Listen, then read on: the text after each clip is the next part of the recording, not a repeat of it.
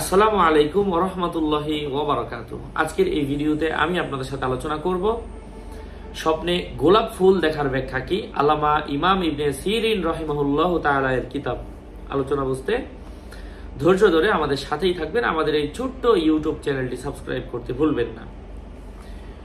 গোলাপ ফুল এটা আসলে বেশি দিন স্থায়ী হয় না, এই জন্য গোলাপ দেখা এটা কারো মৃত্যু হওয়া, কারোর সাথে বিচ্ছিন্ন হওয়া, আনন্দ স্থায়ী না হওয়া, বেশি দিন কোনো কিছু স্থায়ী না হওয়ার সম্ভাবনা বোঝায়।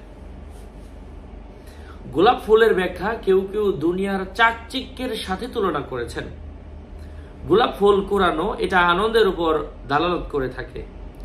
নিজের বাগান থেকে সাদা গোলাপ কুড়ানোর ব্যাখ্যা হচ্ছে নিজের পবিত্রতম স্ত্রীকে চুম্বন করা।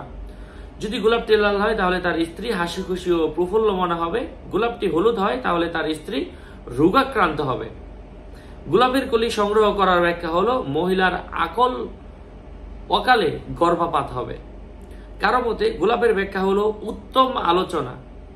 যে ব্যক্তি স্বপ্নে দেখে যে সে প্রকাশে বড় পাতা বিশিষ্ট গোলাপ ফুল কুড়াচ্ছে, এর ব্যাখ্যায় বলা হয় সে ব্যক্তির সাথে লাগাতার বিবাহ বন্ধনে আবদ্ধ হবে এমন সব সুন্দরী লাবণ্যময়ী যুবতীরা যাদেরকে সকলেই অপকর্মের জন্য ফুসলাবে, এবং এসব যুবতী সম্পর্কে অশ্লীল কথা বলা হবে, অথচ এরা এসব অপবাদ থেকে পবিত্র থাকবে।